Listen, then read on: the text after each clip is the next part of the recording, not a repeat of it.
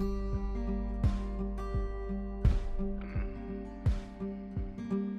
have a collect call from an inmate at the Washington Correctional Center. To accept the call, press 5.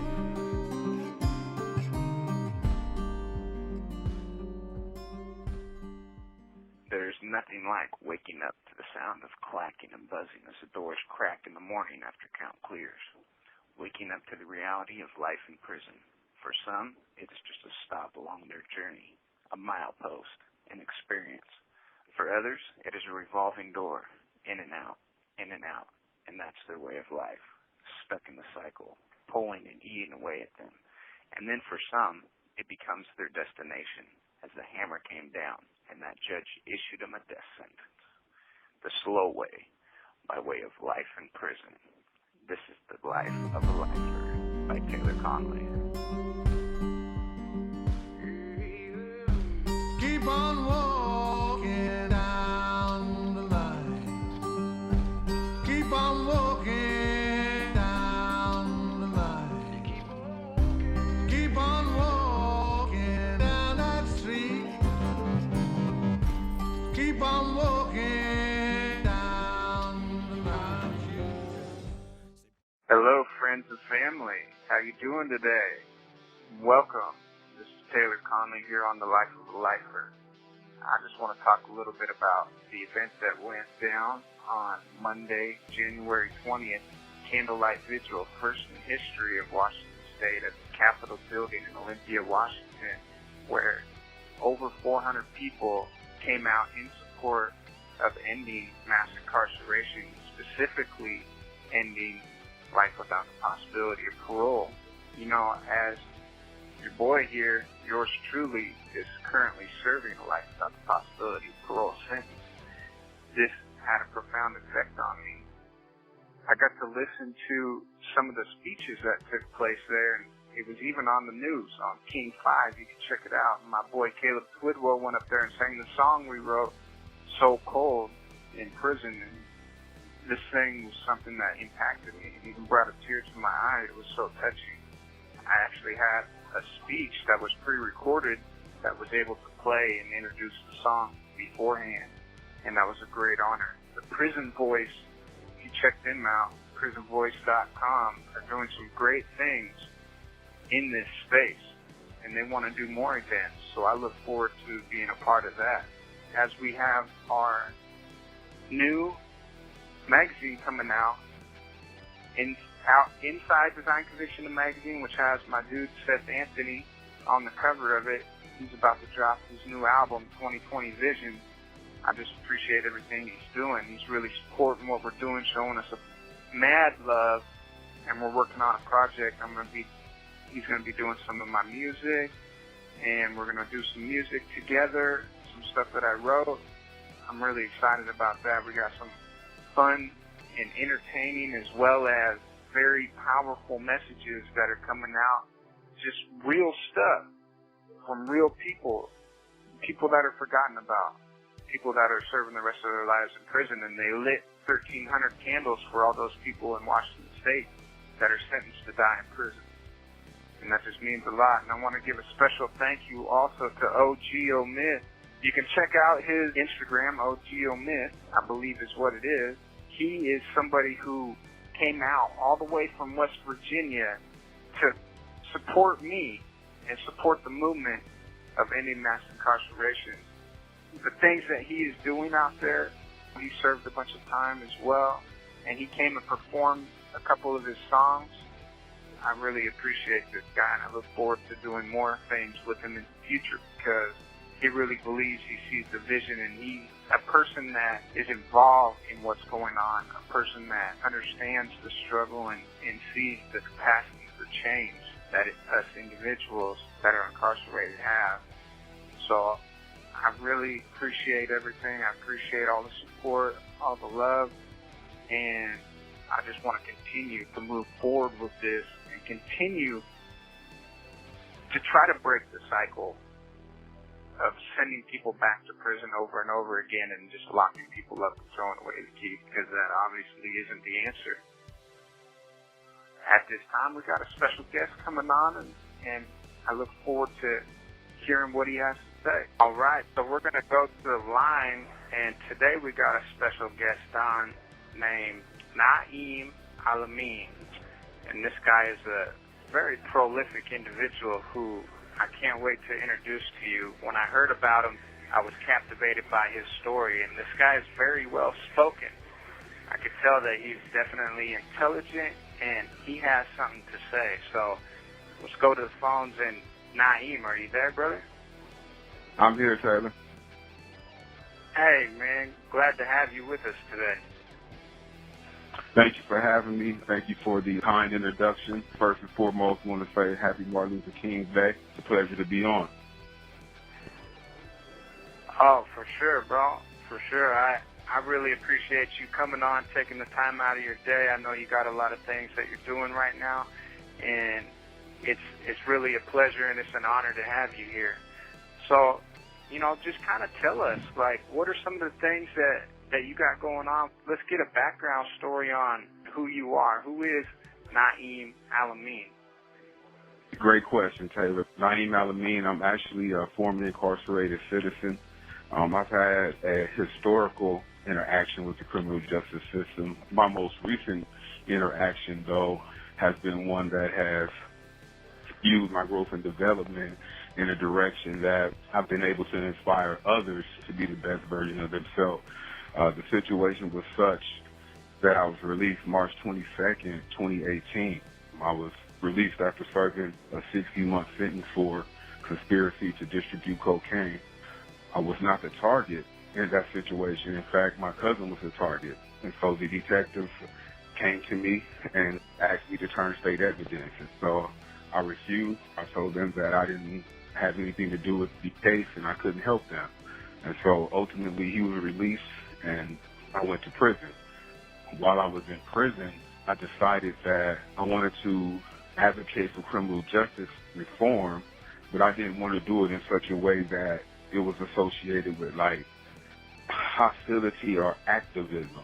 And I didn't want to approach any like legislator or any government for any assistance. And so how does one do that?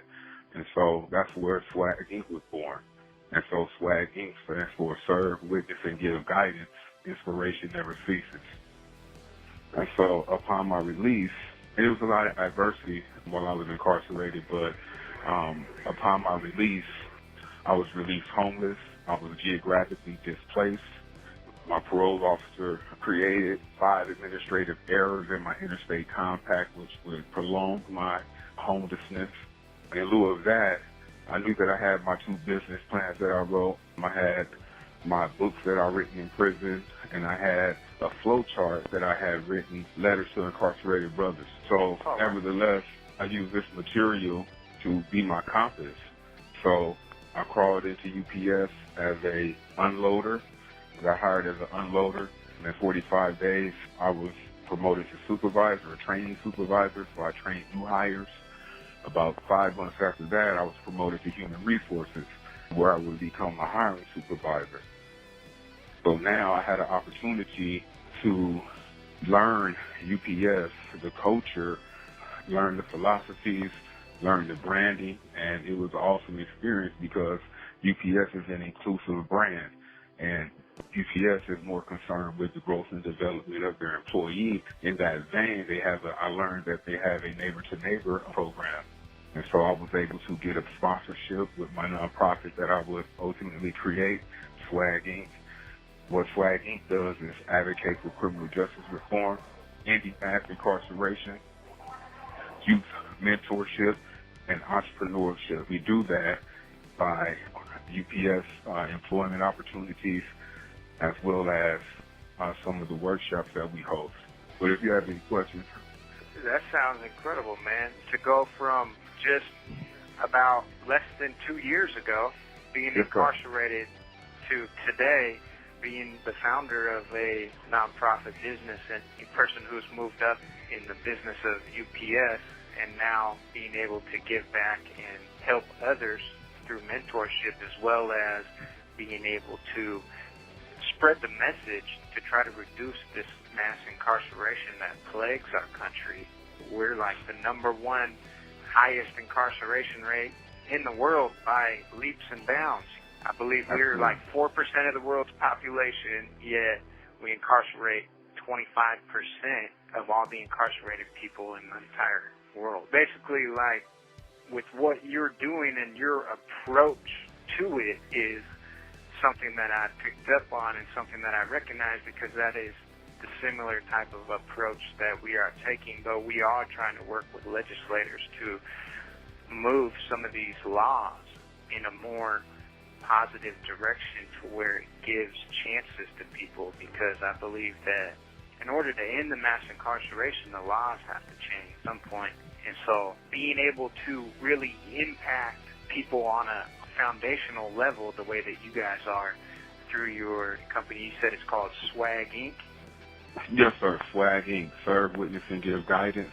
Inspiration never ceases. And in the vein of what you're speaking of, the prison industrial complex, that model is founded on a perverse scheme of capitalism. And so what Swag Inc.'s value proposition is community reciprocity and perpetuity and business-led opportunities for organizational development.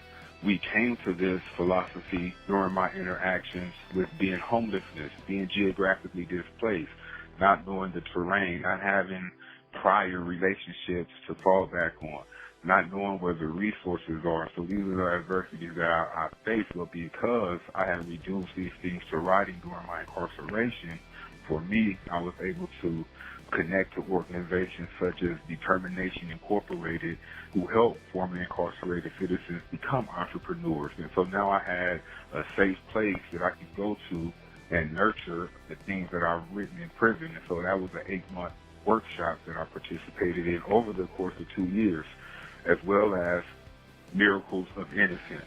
And so Miracle of Innocence is an organization that helps or assists in the exoneration process of wrongfully convicted citizens. And so the founder, Lamont McIntyre, him and myself was actually in the same prison in Lansing Correctional Facility in Kansas.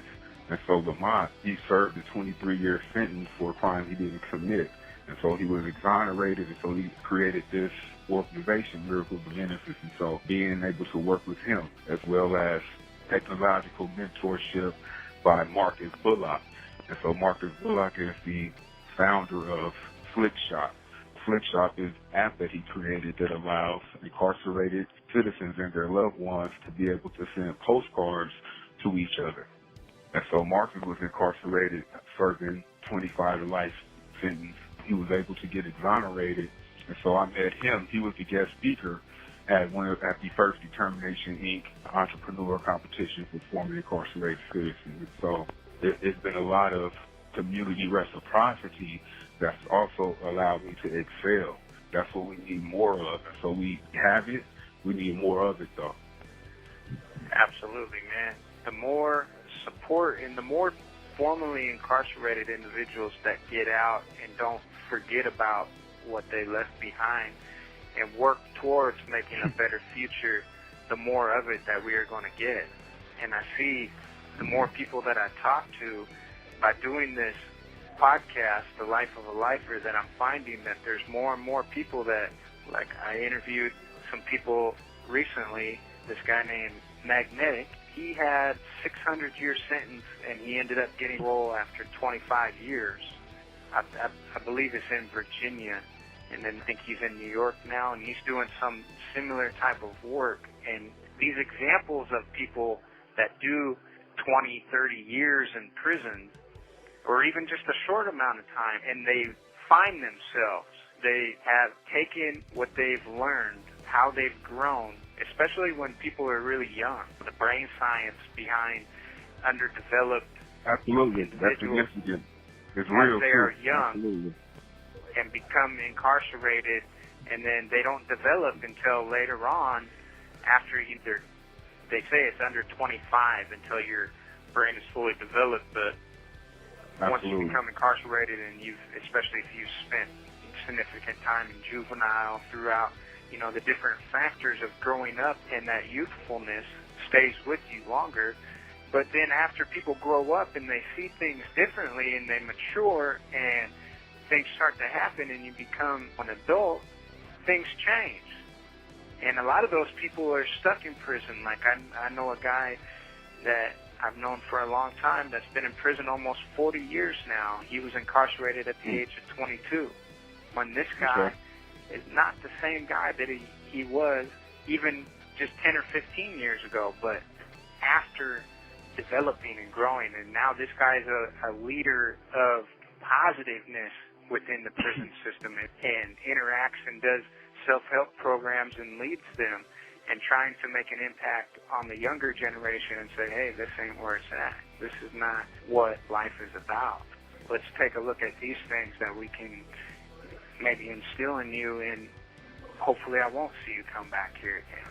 You know, but these people don't have a chance or any way to get that second chance because a lot of states don't have parole, such as Washington State, the state that I'm in. There is not parole available for people sentenced to life without the possibility of parole. As it stands today, the way the laws are, there won't be a chance. These are people that, like you, are very interested in getting out and making a change and really making an impact on the youth, the ones that come next, to not make those same decisions. Absolutely. So let me speak to a couple of points. You made some very significant, important points that need more exposure and more activation behind them, especially when the premise is to create an environment of deference for community members that are impacted by the legislator. Ultimately, that's what it's about, an environment of deference with the legislator. A quick sub-story. What we do is Swag Inc. What we're getting into is the reentry model, creating a reentry model network. When I was incarcerated, I used to go to a group called Reaching Out From Within. What they do is come in and help you psychologically with the process of incarceration and looking to getting out. And so it's a support group.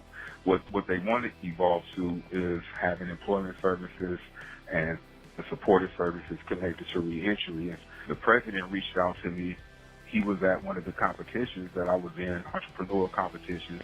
So now we're partnering to create that reentry model to where they will be taking the curriculum and also have these employment and entrepreneurial opportunities in housing and transportation prior to even being released, right? And so this is what we're looking to do, is have some successes and move this up to men and women who are faced with life sentences. And in terms of the state of Washington, from what I know, from what I've been seeing, been progressive. The governor, he's running for president. He said some very interesting things in reference to criminal justice reform. The way that I feel about it in terms of life sentences, I have an uncle, Herbert Marbury Jr. He was sentenced to over 40 years. He robbed a convenience store in Louisiana with a fake gun for less than $100. Okay? He served 22 of it. And over those 22 years, we corresponded. So he had an opportunity to see me grow up into my manhood from prison. And so he had an opportunity to see me in the development of Swag Inc. And so I was telling him in our last conversation that we were going to write him a letter to the parole board. We were going to show up. We were going to advocate for him. And so the month that he was going up for parole, he had a stroke and he passed away. Absolutely. It is. It is. You know, sorry to hear that's, you lost. Thank you very much. Thank you very much. And so this is something that is very real. It's been a part of my life for as long as I've been an adolescent. My uncle, he was a prior service member in the Army. He didn't have an extensive criminal history. The legislator, ultimately, as you said, is where this reciprocity has to be understood, because we know that, you know, being aggressive and hostile is not the answer. This has to be a logical, rational deduction in terms of the direction we want to go with humanity long term. A lot of these cases to where things happen, especially people that aren't having an extensive criminal background, involves drugs, right? From what I've gathered throughout the years of experience and hearing many different stories, is that, including my story, it involves around drugs. I think instead of the focus of our justice system being on punishment everything is based on punishment instead of taking a look at, okay, well, what is the root of the problem here? And a lot of it has to do with drugs. What about the treatment? You know, what about getting help for why are these people doing drugs to begin with? And let's work on rehabilitating people. Instead of spending all this money on more cops to police people and more guards to guard people, why don't we spend money on reducing the problem? The heart of the problem is a lot of it has to do with like getting help for the people that need help in a way that is impactful and rehabilitative instead of just locking people up and then that's it. Absolutely. That model of not addressing that comes from a fractured premise. And so, therefore, the conclusion is not going to be found that you can incarcerate the masses for a generalized offense and allow, and most or more often than not, those sentences to remain in the hands of the judge or having a vague and ambiguous directions or instructions given to the jury. Right, and so all these elements factor into this, and with also the advent of the privatization of prisons, and so now making it a formal business. What we've been able to do with our work with Determination Incorporated, the nonprofit that help formerly incarcerated citizens become entrepreneurs, is not only heighten the creativity of a class of people that have been subjugated to incarceration more often than not for being ensconced in poverty, not having the means to defend themselves properly, right? And so seeing that creativity, seeing that resilience, and seeing the ability to create profitability and to create wealth, this is very important.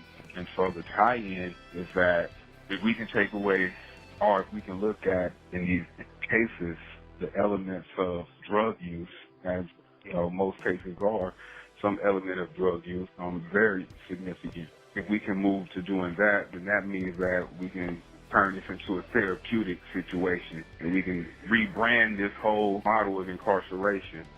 To me, that would be more advantageous for all the reasons that you laid out in terms of the components associated with the prison industrial complex, the guards, the understaffing, the violence, the ridiculously long sentences that do not fit the crime, the light sentencing of juveniles, all of these elements. So speaking on the life sentencing of juveniles, there's been, as we discussed a little bit earlier, on the brain developing until 25, and that there's cases that say that it's unconstitutional to sentence somebody to life if you're under the age of 18. But now they're finding out that number 18, that was an arbitrary number that wasn't really founded upon any science, and when they further developed and studied the brain, and the science on it says that that number is actually closer to 25. So have you had any experience with that at all? Well, that's a very interesting question. Actually, I've just engaged a relationship with the organizers of Missouri Against the Death Penalty, Elise and Lauren, and their client is Bobby Bostick. Bobby, to my understanding, was a juvenile when the offense was committed. He wasn't released when all of the other juvenile lifers were released because he was sentenced to a number of years. And so he has over 400 years, I believe.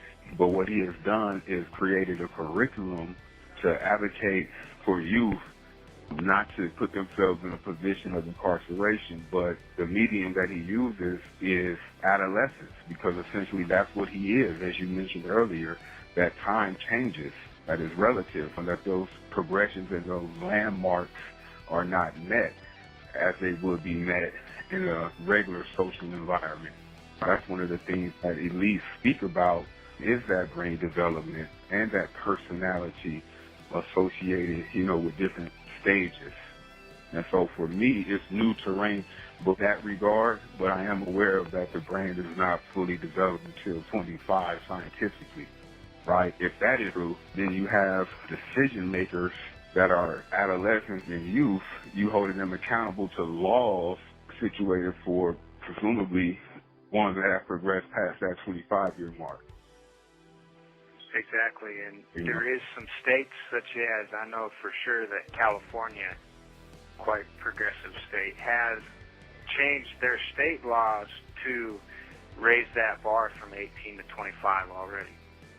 And I know that Washington State has looked into it, but they have not acted upon it yet. They've been talking about it, and our legislators have a bill in right now, and they're in legislative session that would approach that subject as well as the subject of parole. But the problem is that nobody can get together and decide on what terms.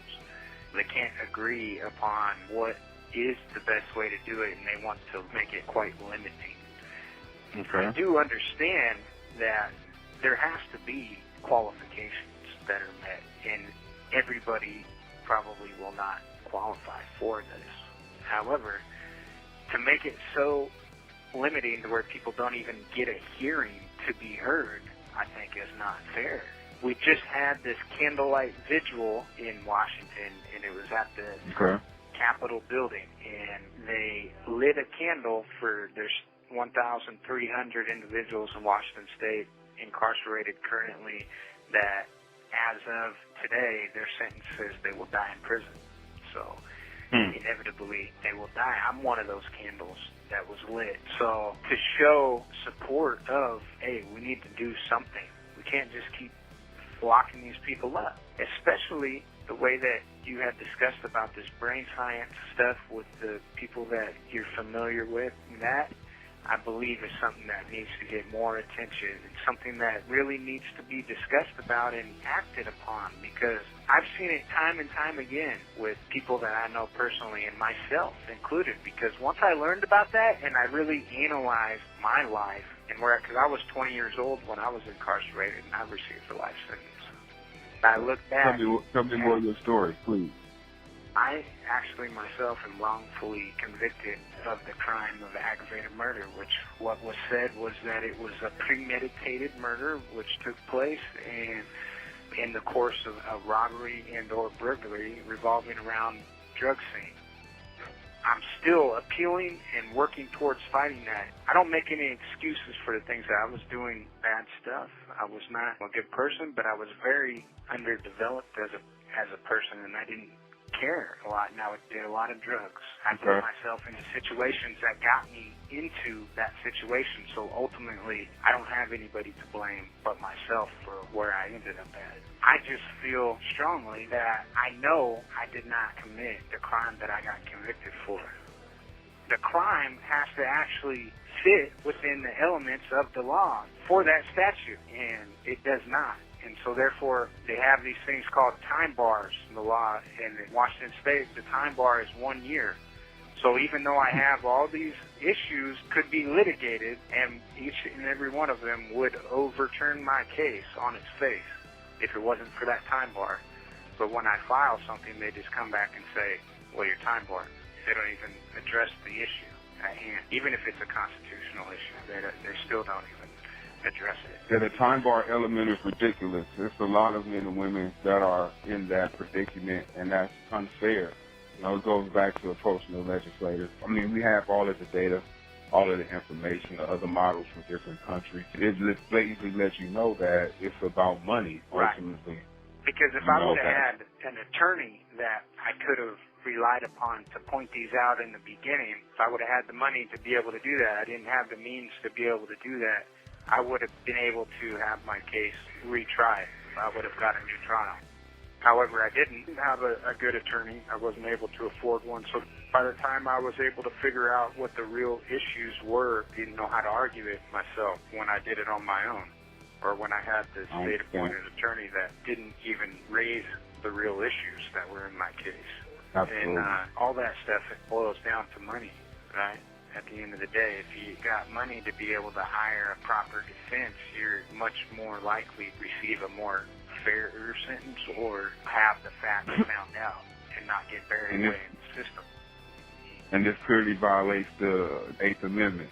Absolutely, to use resources as an element in incarceration. That's just inhumane in itself. And so what we're doing at Flag Inc. is, as I said, we're not activists. And so we approach the situation from an alchemaic perspective.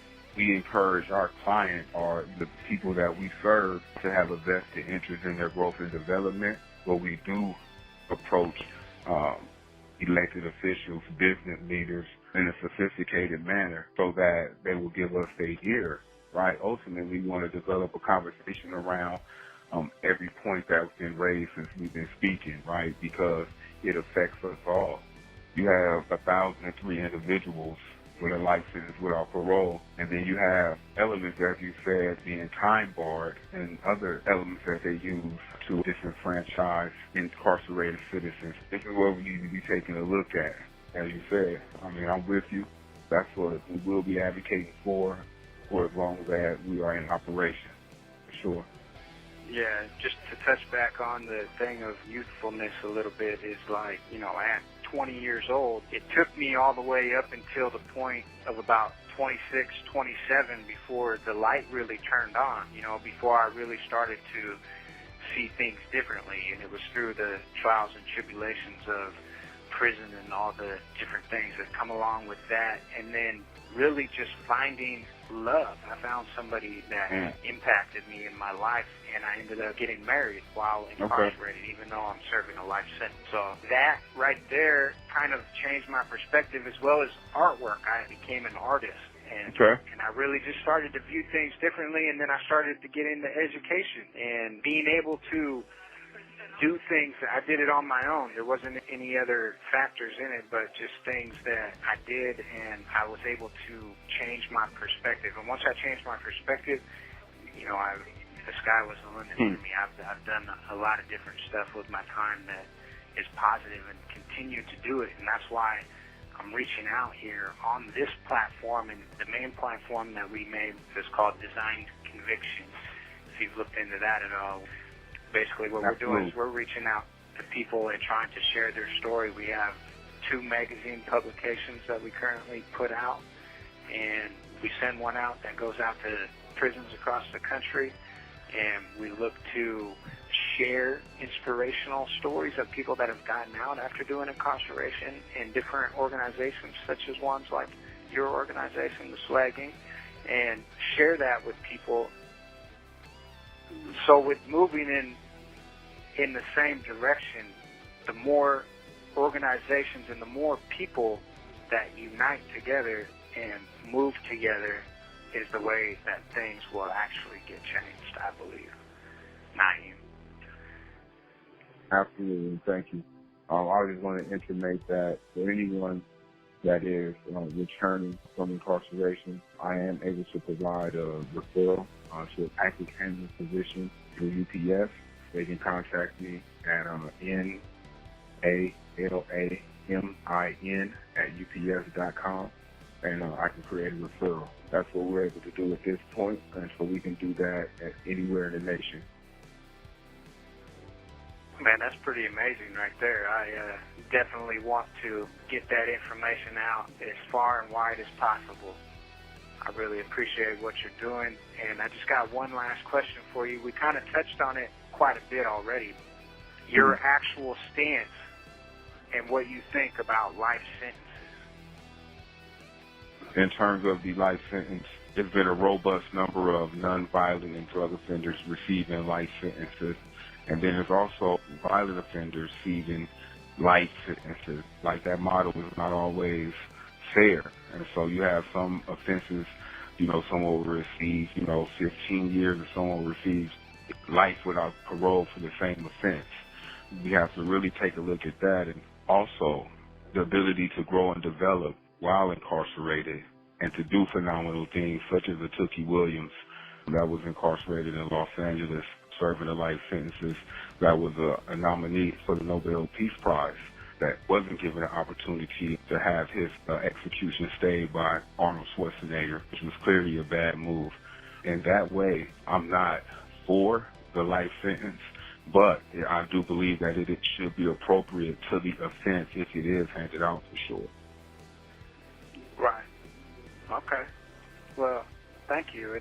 So would you say that even if somebody is given a life sentence, should they be afforded the opportunity to be heard, like such as a parole situation, to where their case would be reviewed and such circumstances be afforded to that person on what they have done with themselves and who they are to be evaluated. At the very minimum, even if it was the potential for a life sentence, yet the opportunity to see parole or see a date in which they could say, well, this person has demonstrated that they could be redeemed. I believe that's what the Constitution states, is that the only way somebody should lose their freedom indefinitely is if they are irredeemable. So if somebody demonstrates qualities of redemption, shouldn't that person be afforded the right to present themselves? Absolutely. I agree that there should be an opportunity to show that change has occurred and that growth and development and the opportunity to inspire others is tangible. So that's time sensitive as well, and also the nature of the offense. Those things do have to be taken into account. But nevertheless, I do believe that the opportunity to present an argument for release with the life sentences should be available. Absolutely. Well, Naeem, man, I just want to say thank you very much for coming on today. Absolutely. It was nice to hear from you and all the good things that you're doing over there at Swag Inc. and the opportunities you're providing people for employment at the UPS is amazing. Absolutely. And I encourage you to continue and keep going, and I can't wait to hear later on more about progress of what you've done, and I hope to be able to reconnect and hear more from you at a later time. Absolutely, Taylor. Thank you for the opportunity to do the podcast, for your push for reciprocity, and the legislature for opportunity to grow and develop and evolve and to redefine oneself. That's important. Thank you very much, and you have a great day, man. All right, you do the same. Looking to hear from you. All right. Man, thank you. Thank you so much for coming out, and thank you for listening. That was a great interview. Your boy over there at Swag Inc. is doing some amazing things. I can't believe that. I really ain't going to spread the word about that and want to tell all you guys about if you have your loved ones or you know people that are coming out of incarceration, looking at reentry and finding a job. With what he's doing, he is lining people up with work at UPS right out of prison. Everybody can get a job, according to what he said, and I think that is amazing because that's one of the number one struggles, I believe, is finding work. You know, more and more people are looking at ex-felons and giving a little bit of an opportunity, but it's always been difficult to find meaningful work as an ex-felon, somebody with a felony on their record, somebody who just got out of prison. Oftentimes, that is one of the biggest things that you're up against, is finding a decent job. So I commend him at what he's doing over there, the things that he's involved with his company Swag Inc. That's amazing. It's amazing, and I'm on board with it. I support it, and I look forward to continuing that conversation and hearing more about what he's got going on and more about all the resources that are provided with that and promoting that, because we need to get the word out there about that stuff. That is what our intention is here. I just thank you for tuning in with us, and by the way, feel free to send in your questions. Feel free to send in your comments. Let us know, what do you want to know? Because we want to get a little bit interactive here and continue the narrative. Let us know if you want to be on the show. Why should you be on? Apply to us. Hit us up at A Life of a Lifer on Instagram. Hit us up on Facebook. We got the Facebook page on there now. And hit us up on www.lifeofalifer.com or Design Conviction. At Design Conviction, we got our new magazine coming out. Outside Design Conviction, the magazine. Check it out. It's got a bunch of amazing stuff in there. We just had our art contest wrap up, and we got the winners of the art contest coming out in there. The next art contest will be starting on the 1st, So make sure that you get on to the Facebook page and go ahead and vote on which writing, which submission you think is the best. So that way, all the people that are contributing and putting themselves out there get some support, show them some love. I appreciate you. Thank you. Hope that you have a great day, and I'll see you next week.